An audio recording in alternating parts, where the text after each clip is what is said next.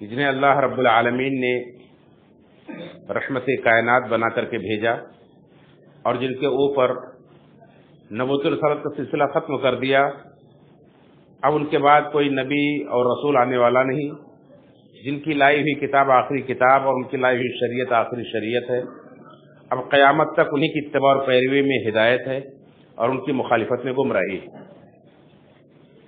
اللہ رب العالمین ہم سب کو ان کی اتباع اور پیروی پر زندہ رکھے اور اسی پر ہمارا خاتمہ فرمائے، آمین تقبل یا رب العالمین۔ معزز سامعین کرام، حاضرین جمعہ، دینی ملی بھائیوں، بزرگوں اور دوستوں، آج کے رمضان المبارک کے اس آخری خطبہ جمعہ میں میرا عنوان ہے عید الفطر کے مسائل۔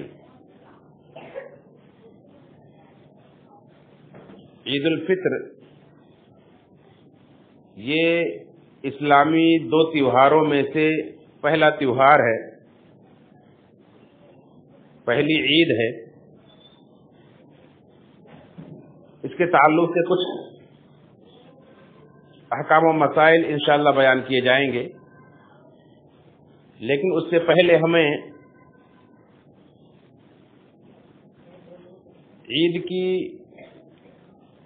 عید کے تعلق سے یہ جاننا اور سمجھنا ہے کہ عید ہے کیا۔ دیکھیں، بہت ساری قومیں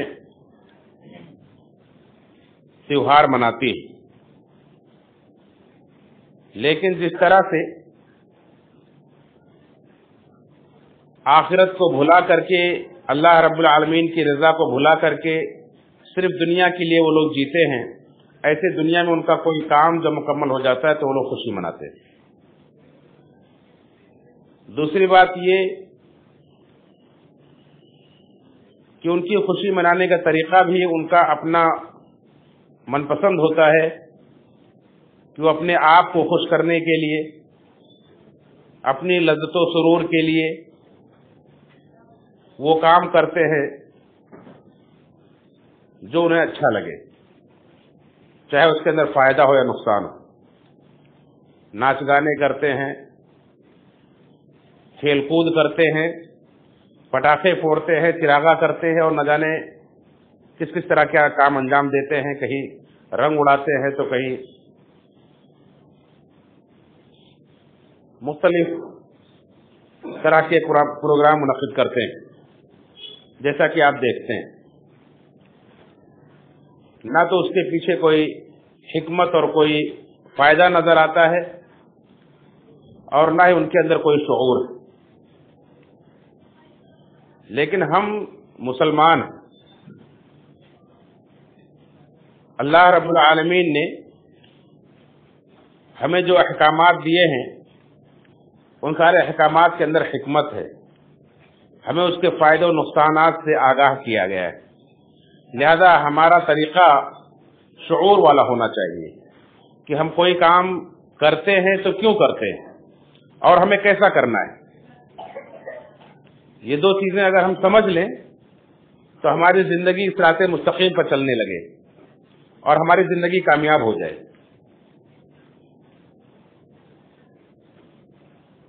جیسا کہ آپ نے سنا، اس عید کا نام ہی عید الفطر ہے، یعنی افطار کی عید، روزہ توڑنے کی عید۔ ایک تو روز ہم اپنے روزے کو افطار کرتے ہیں، اور ایک ہے مجموعی طور پر تمام رمضان کے خاتمے کا افطار۔ جیسا کہ اللہ کے نبی صلی اللہ علیہ وسلم نے فرمایا، صوموا لرؤیتہ وافطروا لرؤیتہ، رمضان کا چاند دیکھ کر کے روزہ رکھنا شروع کرو اور شوال کا چاند دیکھ کر کے روزہ رکھنا بند کرو، افطار کرو، روزہ توڑ دو۔ شوال کا چاند نظر آ گیا تو اس کے بعد روزہ رکھنا جائز نہیں۔ تو ہمارے لیے یہ حکم ہے، ہم شعور کے ساتھ یہ عید مناتے ہیں کہ اللہ تعالیٰ نے ہمیں جو روزہ رکھنے کا حکم دیا تھا ہم نے اسے پورا کیا ہے، اس لیے اللہ رب العالمین نے ہمیں خوش ہونے کا حکم دیا ہے اور خوشی منانے کا حکم دیا ہے۔ یہی ایک نقطہ یہ بھی معلوم ہوا کہ چونکہ ہم اپنی زندگی کے مقصد سے آگاہ ہیں، اللہ تعالیٰ نے ہمیں اپنی عبادت کے لیے پیدا کیا تھا، ہم نے اللہ کی عبادت کی، تو اس لیے اس پر ہمیں خوش ہونا چاہیے کہ ہم اپنے مقصد میں کامیاب ہوئے، اور ساتھ ہی ساتھ وہ خوشی ہمیں کیسے انجوائے کرنا ہے، کیسے منانا ہے، ہم منمانی نہیں کر سکتے۔ اللہ رب العالمین نے اس کا بھی طریقہ مقرر کیا ہے کہ ایک مسلمان جب خوش ہو تو اس کا طریقہ کار کیا ہونا چاہیے، جب وہ غم میں ہو تو اس کا طریقہ کار کیا ہونا چاہیے۔ اللہ کے نبی صلی اللہ علیہ وسلم نے فرمایا ہے کہ عجبا لامر المؤمن، مومن کا معاملہ بڑا عجیب ہوتا ہے، اس کا ہر معاملہ اس کے لیے خیر ہی خیر ہوتا ہے، بھلائی کا ہوتا ہے۔ اگر اسے کوئی تکلیف پہنچتی ہے تو اس پر وہ صبر کرتا ہے اور اللہ تعالیٰ کے ہاں خیر پاتا ہے، ثواب پاتا ہے۔ صبر کرنے پر بھی ثواب پاتا ہے، اور کتنا پاتا ہے؟ انما یوفی الصابرون اجرهم بغیر حساب، صبر کرنے والے اللہ کے ہاں بے حساب بدلہ پائیں گے۔ اللہ کے رسول صلی اللہ علیہ وسلم نے فرمایا کہ جتنے بھی ہمیں نعمتیں ملی ہیں صبر سے بہتر کوئی عطیہ نہیں ملا ہے۔ تو جو بندہ مصیبتوں میں، پریشانیوں میں اللہ کے حکم پر عمل کرنے میں آئی ہوئی دشواریوں پر صبر کرتا ہے تو اللہ تعالیٰ کا وعدہ ہے کہ اللہ تعالیٰ اس کی مدد کرتا ہے، اس کو بے حساب بدلہ دیتا ہے۔ ان اللہ مع الصابرین، ہم بچہ مسلمان کا جانتا ہے کہ بے شک اللہ صبر کرنے والوں کے ساتھ۔ اللہ نے خود کہا یا الذین آمنوا استعینوا بالصبر والصلاۃ، اے ایمان والو نماز اور صبر کے ذریعے اللہ سے مدد طلب کرو۔ تو صبر کے ذریعے سے ہم اللہ کی مدد پاتے ہیں۔ ایسے ہی جب کوئی خوشی ملتی ہے، چاہے وہ اللہ کے دین پر عمل کر کے خوشی ہوتی ہو، چاہے وہ کوئی نعمت پا کر کے خوشی ہوتی ہو، جس بھی طرح سے اسے خوشی حاصل ہوتی ہے، خوشحالی سے مالا مال ہوتا ہے، تو اس کا طریقہ کار یہ ہوتا ہے کہ وہ شکر کرتا ہے، اور شکر کر کے بھی اللہ رب العالمین کے ہاں اجر پاتا ہے، اور شکر کر کے بھی اللہ رب العالمین بہت زیادہ عطا کرتا ہے۔ اللہ نے فرمایا لئن شکرتم لازیدنکم، اگر تم شکر کرو گے تو میں تمہیں مزید دوں گا اور زیادہ نوازوں گا۔ تو مومن بندے کا معاملہ یہ ہوتا ہے کہ پریشانی میں صبر اور خوشحالی میں شکر، اور اس طرح سے اس کی پوری زندگی، اس کا پورا معاملہ جو ہے وہ ثواب کا ہوتا ہے، خیر کا ہوتا ہے۔ تو پتہ یہ چلا کہ ہم اللہ رب العالمین کے حکم پر عمل کرتے ہوئے ماہ رمضان کا روزہ رکھتے ہیں، اس لیے اس کے خاتمے پر ہمیں خوش ہونے کا حکم دیا گیا ہے۔ اللہ کے رسول صلی اللہ علیہ وسلم نے فرمایا وَلِلصَّائِمِ فَرْحَتَانِ، روزہ داروں کے لیے دو خوشی کے موقع، ایک جب وہ روزہ افطار کرتا ہے، چاہے وہ روز کا روزہ افطار کر رہا ہو شام کے وقت، تو اللہ رب العالمین اس کے لیے خوشی کا وعدہ کرتا ہے، اور ایک وعدہ یا پورے رمضان کا روزہ جب وہ ختم کرتا ہے تو عید کی خوشی اسے نصیب ہوتی ہے اور اسے اللہ تعالیٰ اسے بدلہ دیتا ہے۔ یا دوسری خوشی کا موقع وہ ہوگا جب اللہ رب العالمین سے ملاقات کرے گا، تو اللہ رب العالمین کا وعدہ ہے کہ اس دن اپنے بندے کو اتنا نوازے گا کہ اسے خوش کر دے گا۔ اللہ رب العالمین نے تمام اعمال کا ثواب تو بتا دیا دنیا کے اندر، لیکن روزے کا ثواب دنیا کے اندر نہیں بتایا ہے۔ روزے کے تعلق سے فرمایا کہ قیامت کے دن اللہ تعالیٰ اسے اپنے ہاتھ سے بدلا دے گا۔ اللہ نے فرمایا الصوم لی وانا اجزی بہ، روزہ خاص میرے لیے ہے، یہ میرا خاص پسندیدہ اور محبوب عمل ہے، لہذا میں اس کا بدلہ خود دوں گا۔ اور کتنا دوں گا؟ اللہ رب العالمین نے یہ نہیں بتایا، صرف اتنا وعدہ کیا ہے کہ اتنا دوں گا کہ میرا بندہ خوش ہو جائے گا۔ اب بندے کی خوشی کس چیز میں ہے، کتنے سے خوش ہوگا؟ اللہ رب العالمین ہر چیز پر قادر ہے، اپنے بندے کی خوشی پوری کرنے کے لیے سب کچھ عطا کرے گا۔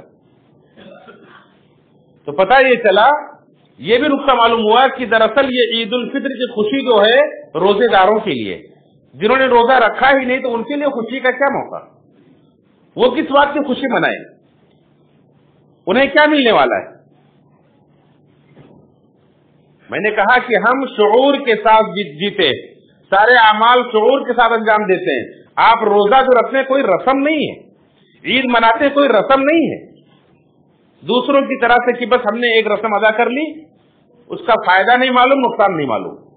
اللہ رب العالمین نے جہاں آپ کو روزے کا حکم دیا ہے، فرمایا اے ایمان والو تمہارے اوپر ویسے روزے فرض کیے گئے جیسے تم سے پہلی امتوں پر روزے ہم نے فرض کیے تھے۔ کیوں؟ تاکہ تمہیں تقوی حاصل ہو جائے، اور تقوی یہ تمام بھلائیوں کا سرچشمہ ہے۔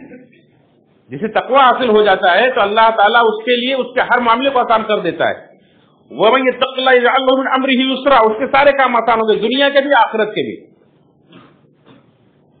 وَيَرْزُقْهُ مِنْ حَيْثُ لَا يَحْتَسِبُ، اللہ نے کہا کہ جو اللہ کا تقوی اختیار کرے گا تو اللہ اس کو ایسی جگہ سے رزق دے گا کہ وہ گمان بھی نہیں کر سکتا ہے. بہت سارے وعدے ہیں، دنیا آخرت کے سارے وعدے متقیوں کے لیے ہیں. اللہ کی ساری رہنمائی یا اللہ کی کتاب قرآن کریم متقیوں کی ہدایت کے لیے اتاری گئی. تو اللہ رب العالمین نے فرمایا کہ روزے کا مقصد کیا ہے کہ آپ کو تقوی حاصل ہو جائے. جو بندہ روزہ رکھتا ہے خلوص کے ساتھ اسے تقوی حاصل ہوتا ہے.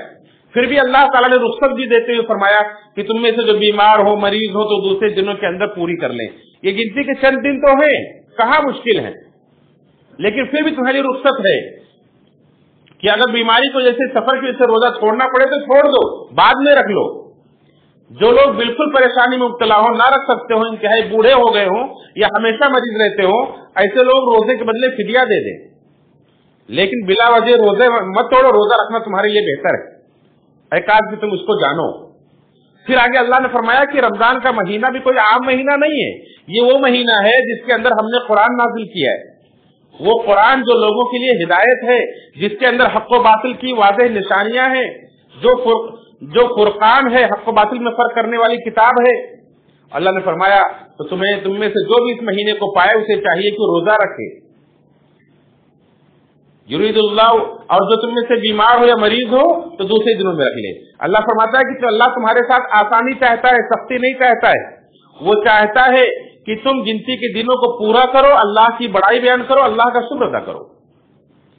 اس طرح سے اللہ رب العالمین روزہ کا رکھنے کے حکم دیتا ہے، اس کی حکمتیں ہمیں بتلاتا ہے، کتنے پیار سے سمجھاتا ہے. اللہ رب العالمین فرمایا کہ اس مہینے میں ہم نے تمہیں لیلۃ القدر عطا کی ہے، اور کب آتی ہے اسے بھی بتلا دیا گیا کہ آخری عشرے کی طاق راتوں میں ڈھونڈو. یہ سب کا فائدہ کیا ہے؟ آپ سے وعدہ کیا گیا ہے، من صام رمضان ایمانا واحتسابا غفر له ما تقدم من ذنبه، جو ایمان کے ساتھ ثواب کی امید کرتے ہوئے روزہ رکھے گا اس کے پچھلے سارے گناہ بخش دیے گئے. جو رمضان کی راتوں میں قیام کرے گا ایمان کے ساتھ ثواب کی امید کرتے ہوئے اس کے پچھلے سارے گناہ بخش دیے گئے.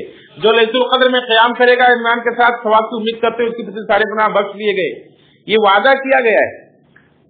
پورے شعور کے ساتھ ایک مسلمان سب عبادت کو انجام دیتا ہے، اور کیسے انجام دیتا ہے اسی کے لیے احکام و مسائل بیان کیے جاتے ہیں. ہر مسلمان جو شعور کے ساتھ جیتا ہے، جو شعور کے ساتھ اللہ رب العالمین کی عبادت انجام دیتا ہے، رسمی نہیں کرتا ہے، وہ پوچھتا ہے کہ ایک مسئلے کو، میں روزہ کیسے رکھوں، میں افطاری کیسے کروں، میں سحری کیسے کروں، میں آخری رات کو کیسے ڈھونڈوں، اس رات میں کیا پڑھوں. اللہ کے رسول صلی اللہ علیہ وسلم جب مجھے وہ رات مل جائے لیلۃ القدر، جو سب سے بڑی رات ہے، جو 1000 مہینوں سے بہتر ہے، جس سے محروم رہنے والا بدقسمت ہے، وہ رات مجھے مل جائے تو میں کیا پڑھوں. اللہ کے رسول صلی اللہ علیہ وسلم سکھلا رہے ہیں یہ دعا پڑھو، اللہم انک عفو تحب العفو فاعف عنی. شعور کے ساتھ جیتا ہے ایک مسلمان، اس لیے مسائل بیان کیے جاتے ہیں. پھر عید کیسے منائی جائے، اپنے طریقے سے منوانے طریقے سے، گانا ڈھول گانا کے ساتھ نہیں، پٹاخے پھوڑ کر نہیں، رنگرلیاں منا کر کے نہیں، بے حیائی کے کام انجام دے کے جا کر تھیٹروں میں وقت پاس کر کے نہیں. ایک سچا مسلمان، ایک شعور سے عبادت کرنے والا مسلمان مسائل معلوم کرتا ہے کہ ہمیں کیسے خوشی منانا ہے. اسی بات کے پیش نظر ایسے باشعور مسلمانوں کے لیے عید الفطر کے احکام و مسائل بیان کیے جاتے ہیں. تو آئیے دیکھیں کہ عید الفطر ہمیں کیسے منانا چاہیے، ایک باشعور مسلمان کو کیسے منانا چاہیے. ابھی میں نے ذکر کیا کہ جب شوال کا چاند دیکھیں گے تو روزہ رمضان کا مہینہ ختم ہو جائے گا. اللہ رب العالمین نے چاند کو تاریخ معلوم کرنے کا ذریعہ مقرر کیا ہے. قرآن کریم میں فرمایا یسألونک عن الاہلۃ قل ہی مواقیت للناس والحج. لوگ پوچھتے ہیں چاند کے بارے میں، چاند کیا ہے؟ آپ کہہ دیجئے کہ یہ چاند لوگوں کے لیے وقت بتانے کا ذریعہ ہے، اور یہ حج کے موسم بتاتا ہے کہ کون سا مہینہ کتنے دن کا ہوگا. اللہ کے رسول صلی اللہ علیہ وسلم نے فرمایا کہ کوئی مہینہ 29 کا ہوتا ہے، کوئی 30 کا ہوتا ہے. تو جب چاند دیکھ لو تب روزہ رکھنا شروع کرو، جب چاند دیکھ لو تو روزہ رکھنا توڑ دو. ہماری اپنی مرضی نہیں کہ نہیں اس مہینہ ہم 29 کا کر لیں گے، اگلا مہینہ ہم 30 کا کر لیں گے. اللہ رب العالمین کے حکم سے چاند نکلتا اور ڈوبتا ہے، یہ اللہ کی قدرت کی نشانی ہے. یہ اللہ رب العالمین जैसा चाहता है महीने को कम ज्यादा करता है। जिस तरह से हमने चांद देख के रमजान का रोजा शुरू किया था, ऐसे ही शव्वाल का चांद नजर आएगा, चाहे 29 को नजर आए या 30 को नजर आए। नाम अरबी महीना, कमरी महीना, चांद का महीना जो 12 महीने हैं मुहर्रम से लेकर के जुल्हिज्जा तक, ये ना 29 से कम होते हैं ना 30 से ज्यादा होते हैं। इसीलिए अगर 29 को चांद नजर नहीं आया तो 30 मुकम्मल करना, उसका आगे नहीं बढ़ना है। और जाहिर सी बात है बहुत सारे काम सारे लोगों की बस की बात नहीं थी कि सब लोग अंजाम दे पाए। इसलिए इस्लाम के अंदर गवाही रखी गई कि अगर एक मुसलमान, सच्चा मुसलमान आकर के गवाही दे दे कि मैंने रमजान का चांद देखा है, आप रोजा रखना शुरू कर दे। ऐसे ही ईद का चांद, शव्वाल का चांद कोई मुसलमान गवाही दे तो उसके ताल्लुक से बाज़ उलमा कहते हैं कि 2 मुसलमान की गवाही चाहिए। क्यों? इसलिए कि अल्लाह के रसूल सल्लल्लाहु अलैहि वसल्लम के जमाने में ऐसा इख्तिलाफ हुआ था, ऐसा मौका आया था। जैसा कि सही रिवायत है अबू दाऊद के अंदर, रबई बिन हिरास रहमतुल्लाह अलैह कहते हैं, वो एक सहाबी से रिवायत करते हैं कि अल्लाह के रसूल सल्लल्लाहु अलैहि वसल्लम के जमाने में इख्तिलाफ हो गया कि शव्वाल का चांद निकला या नहीं निकला है। तो अल्लाह के रसूल सल्लल्लाहु अलैहि वसल्लम ने सहाबे किराम को रोजा रखने का हुक्म दे दिया। सहाबे किराम ने रोजा रख लिया। इतने में दूसरे दिन सुबह 2 देहाती आए, देहात से सफर करके मदीना के अंदर आए, दाखिल हुए। अल्लाह के रसूल सल्लल्लाहु अलैहि वसल्लम से मिले, देखा कि लोग रोजे से हैं। उन्हें बड़ी हैरानी हुई कि चांद हो चुका है फिर भी लोग रोजे से हैं। तो जाकर के उन्होंने गवाही दी। कहते हैं कि फक़दिम आराबियन फशहिद इंद रसूलुल्लाह सल्लल्लाहु अलैहि वसल्लम अहल्ला हिलालन अमसी अशियतन। उन्होंने गवाही दी कि अल्लाह के रसूल सल्लल्लाहु अलैहि वसल्लम के सामने कि उन दोनों ने कल शाम में चांद देखा था। तो अल्लाह के रसूल सल्लल्लाहु अलैहि वसल्लम ने उन दोनों की गवाही को कबूल किया। फअमर रसूलुल्लाह सल्लल्लाहु अलैहि वसल्लम अन्नासा अय्युफ्तिरू, लोगों को हुक्म दिया अपना रोजा तोड़ दो। शव्वाल का चांद नजर आ गया, रोजा नहीं रख सकते हो, रोजा तोड़ दो। क्योंकि वक्त ज्यादा हो गया था, इसलिए आपने कहा कि अब हम ईद की नमाज कल पढ़ेंगे। ये मसला है कि अगर ईद की नमाज का वक्त निकल जाए और उसके बाद कोई आकर के बताए कि कल चांद हमने देखा था, तो चांद की गवाही मिल जाने के बाद रोजा रखना जायज नहीं है। रोजा आप तोड़ देंगे, ईद की नमाज का वक्त निकल गया है, जवाल का वक्त हो गया है, अब उसके बाद दूसरे दिन ईद की नमाज अदा करेंगे, चलेगा। 2 शव्वाल को पढ़ लेंगे ईद की नमाज, लेकिन 1 शव्वाल को रोजा नहीं रखेंगे क्योंकि गवाही मिल गई। इसी तरह से सिर्फ रमजान का या सिर्फ शव्वाल का नहीं, बल्कि साल के 12 महीनों का पहली तारीख का चांद जब नजर आता है तो अल्लाह के वसल्लम की एक दुआ है, अल्लाह ने सिखलाया है, वो दुआ हमें पढ़नी चाहिए। जैसा कि अब्दुल्लाह बिन उमर रज़ियल्लाहु अन्हु फरमाते हैं, मुस्नद दारमी की और तिरमिज़ी की रिवायत है कि अल्लाह के रसूल सल्लल्लाहु अलैहि वसल्लम जब पहला चांद देखते, हिलाल देखते, तो ये दुआ पढ़ते थे, अल्लाहुम्मा अहिल्लहु अलैना बिल अम्न वल ईमान व सलामती वल इस्लाम व तौफीक लिमा तुहिब्बु रब्बना व तर्दा रब्बुना व रब्बुकल्लाह, कि अल्लाह इस चांद को हमारे ऊपर अमन व अमान के साथ, सलामती के साथ दुलू फरमा। बिल अम्न वल ईमान व सलामती वल इस्लाम, सलामती के साथ और इस्लाम के साथ दुलू फरमा। यानी जिस तरह से महीना शुरू हुआ है, अल्लाह तो हमें इसमें अमन व अमान अता करना, अल्लाह इसमें सलामती अता करना और हमें इस्लाम पर जिंदा रखना। व तौफीकी लिमा तुहिब्बु रब्बना व तर्दा, और हमें उस अमल की तौफीक देना जिस अमल से तू राजी। रब्बुना व रब्बुकल्लाह, ऐ चाँद तेरा भी रब अल्लाह है और मेरा भी रब अल्लाह है। तू भी अल्लाह के हुक्म से निकलता है और डूबता है, अपनी ड्यूटी अंजाम देता है, हम भी अल्लाह के बंदे हैं, हम भी अल्लाह के हुक्म से सोते और जागते हैं, अपने हम सारे काम अंजाम देते हैं। ये सबक दिया गया, ये चाँद की देख करके दुआ पढ़ के अल्लाह के नबी सल्लल्लाहु अलैहि वसल्लम ने हमें और आपको ये सबक दिया है कि कायनात की हर मखलूक अल्लाह रब्बुल आलमीन के हुक्म की पाबंद है। ऐ मुसलमानों, तुम भी अल्लाह के हुक्म के पाबंद हो। अल्लाह के हुक्म की पाबंदी में ही तुम्हारे लिए सलामती है, तुम्हारे लिए अमन है। तो इस तरह से चांद देख करके अल्लाह के नबी सल्लल्लाहु अलैहि वसल्लम ने एक काम और अंजाम देने का हुक्म दिया है। जिस तरह से हम नमाज अदा करते हैं, तो नमाज में हमसे जब कुछ गलती हो जाती, भूल चूक हो जाती, तो हम क्या करते हैं? नमाज में जो कुछ रुकू सुजूद करते हैं, इसके अलावा 2 सजदे और करते हैं, सजदे सहो के नाम पर।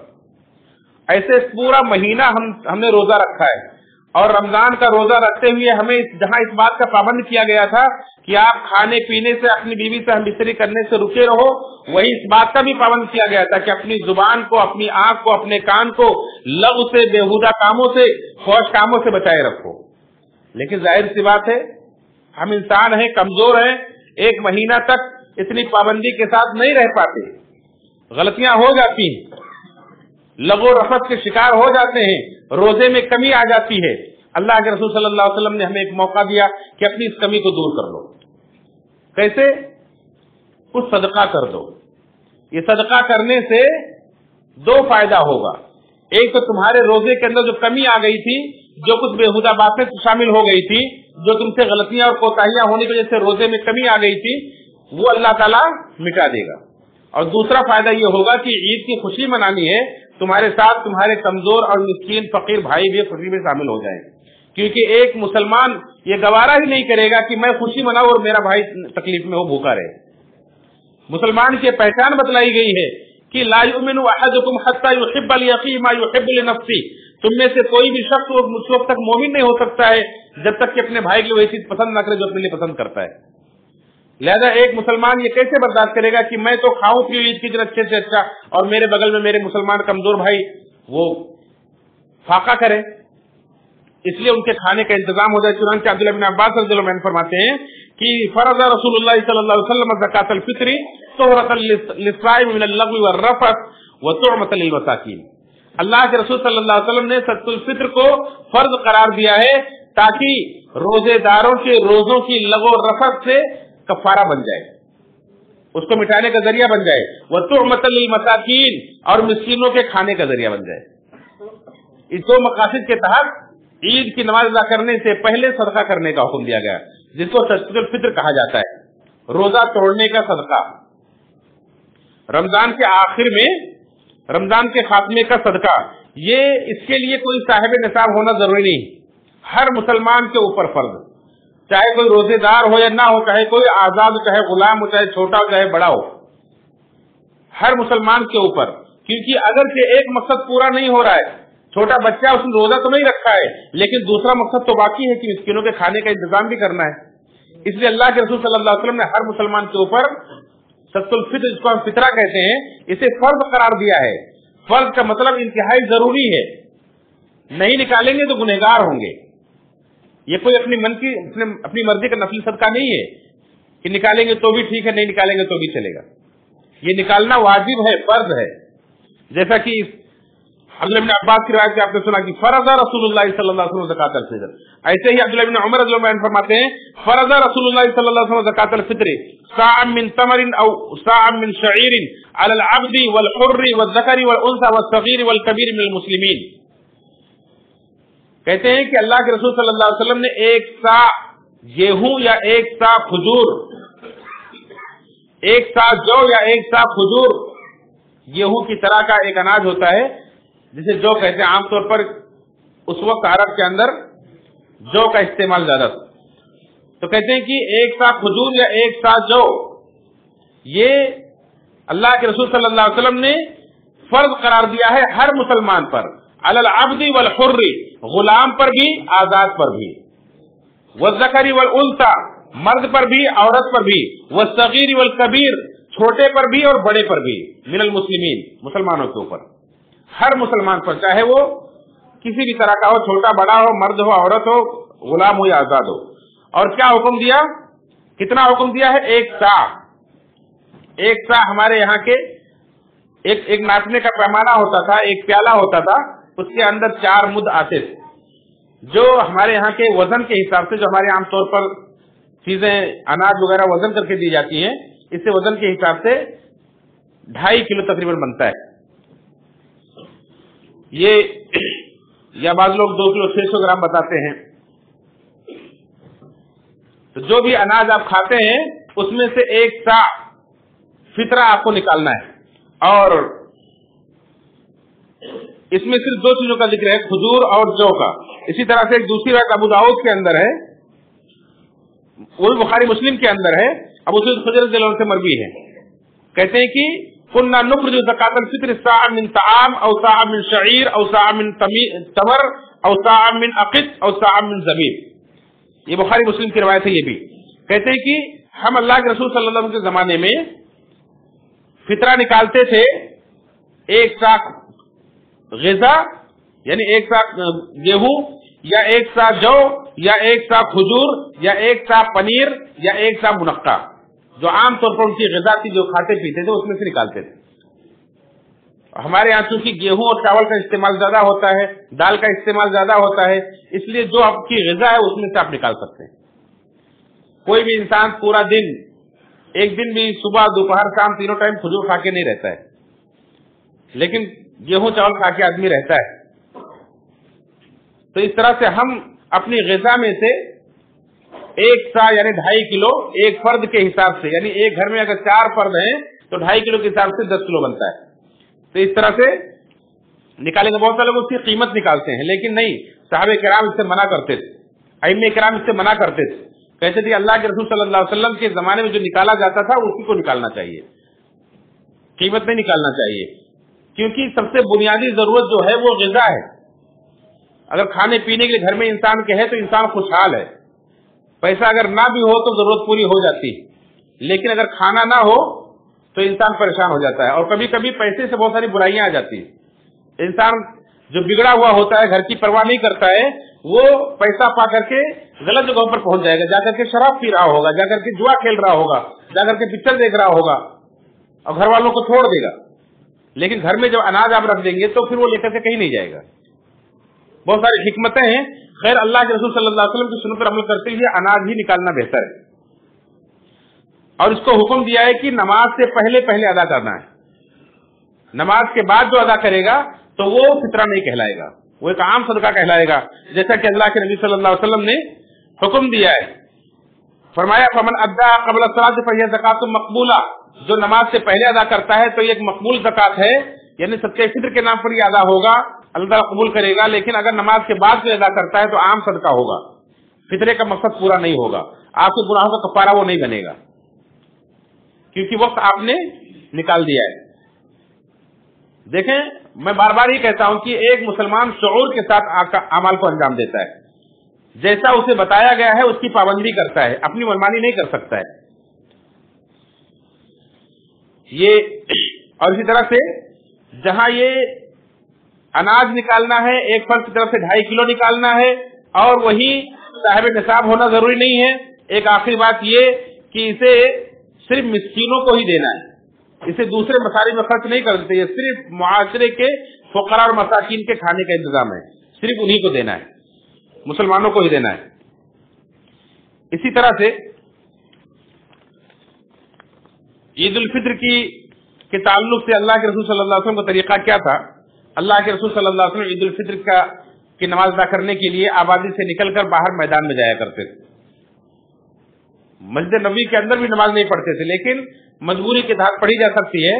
अगर मजबूरी नहीं है तो ईद उल फित्र की नमाज बाहर मैदान में पढ़ना चाहिए, और मर्दों औरतों सबको जाना चाहिए।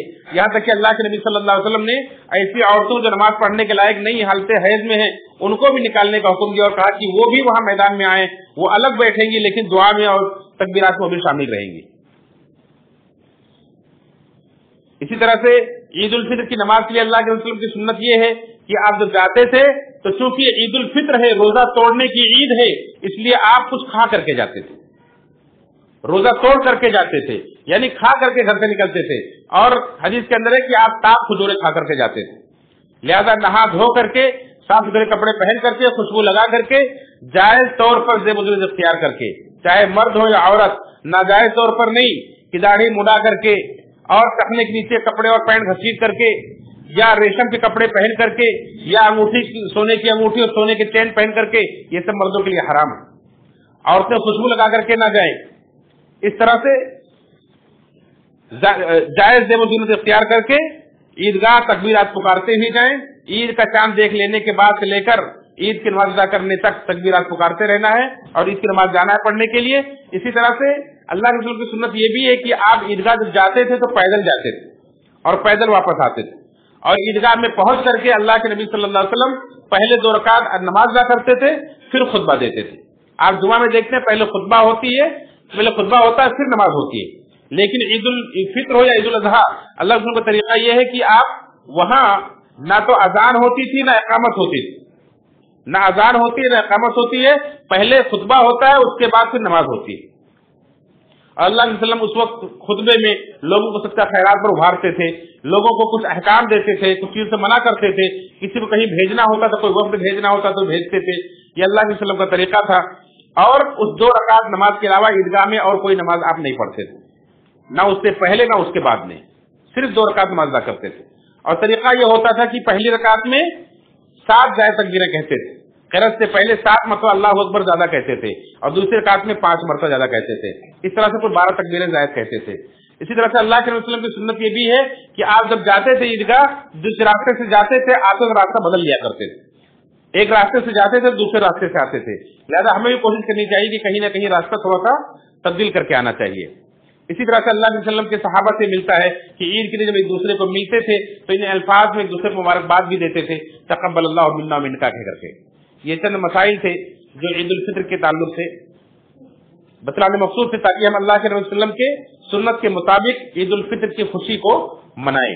اسی طرح سے میرے بھائیو، اپنی ہر عبادت، ہر خوشی، ہر غم، ہر تیوہار اور ہر فنکشن، چاہے شادی بیاہ کا ہو، میت کا ہو، چاہے عید کا ہو یا کوئی اور معاملہ ہو، اللہ کے رسول صلی اللہ علیہ وسلم کی سنت کے مطابق ہم ادا کریں.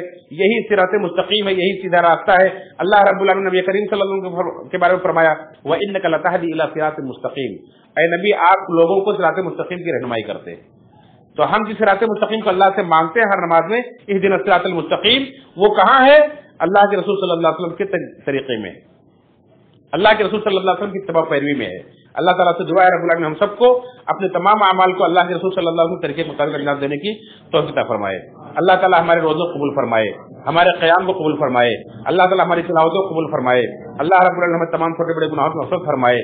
بار الہ جو دن جو لمحے بھی باقی رہ گئے ہیں، ہمیں ان قیمتی گھڑیوں کے اندر خوب محنت کے ساتھ اللہ کے رسول صلی اللہ علیہ وسلم جیسا کہ سنت رہی ہے کہ آپ بڑی محنت و مشقت کے ساتھ آخری اشراق گزارتے تھے اللہ کی عبادت میں. اللہ تعالیٰ ہم سب کو بھی خوب محنت و مشقت کے ساتھ اللہ رب العالمین کی عبادت کی توفیق نصیب فرمائے. اللہ تعالیٰ ہماری دعاؤں کو قبول فرمائے. رب العالمین ہمارے جو بھائی بہن پریشان کی پریشانی کو دور فرمائے، جو بیمار انہیں شفا عطا فرمائے، جو بے روزگار انہیں روزگار عطا فرمائے، جو صاحب اولاد نے اللہ تعالیٰ انہیں صاحب اولاد بنائے. اللہ تعالیٰ جہاں بھی مسلمان دنیا کے اندر دین اسلام کی خدمت کر رہے ہیں اللہ تعالیٰ انہیں ان کی مدد فرما، ان کی خدمت کو قبول فرما. جہاں مسلمان پریشان ہیں ان کی پریشانی کو دور فرما. اللہ تعالیٰ فلسطین کے مسلمانوں کی مدد فرما. اللہ تعالیٰ سیریا کے مسلمانوں کی مدد فرما. اللہ تعالیٰ دنیا میں جہاں بھی ہمارے بھائی بہن قید ہیں اللہ تعالیٰ ان کی رہائی کا سامان پیدا فرما. رب العالمین ہم سب کو اتحاد اتفاق کے ساتھ دین اسلام پر چلنے کی، دوسروں تک اس پیار بھرے اور اس حکمت بھرے اس نجات والے پیغام کو دوسروں تک پہنچانے کی توفیق فرما. اللہ تعالیٰ ہمیں جب تک زندہ رکھے ایمان پر زندہ رکھے، ہمارا خاتمہ ہو تو ایمان بالخیر پر ہو. اللہ تعالیٰ ہمیں عذاب قبر سے عذاب جہنم سے نجات عطا فرما. جنت الفردوس سے ہم سب کو نبی کریم صلی اللہ علیہ وسلم کے صحابہ کرام کا ساتھ نصیب فرما. آمین. تقبل یا رب العالمین. ان اللہ وملائکته یصلون علی النبی یا ایھا الذین آمنوا صلوا علیہ وسلموا تسلیما. اللهم صل علی محمد وعلی ال محمد كما صليت علی ابراہیم وعلی ال ابراہیم انک حمید مجید. اللهم بارک علی محمد وعلی ال محمد كما بارکت علی ابراہیم وعلی ال ابراہیم انک حمید مجید. عباد اللہ رحمکم اللہ. ان اللہ یامر بالعدل والاحسان وایتاء ذی القربى وینهى عن الفحشاء والمنکر والبغي یعظکم لعلکم تذکرون. اذکروا اللہ ذکرکم ویزدکم ولذکر اللہ اکبر.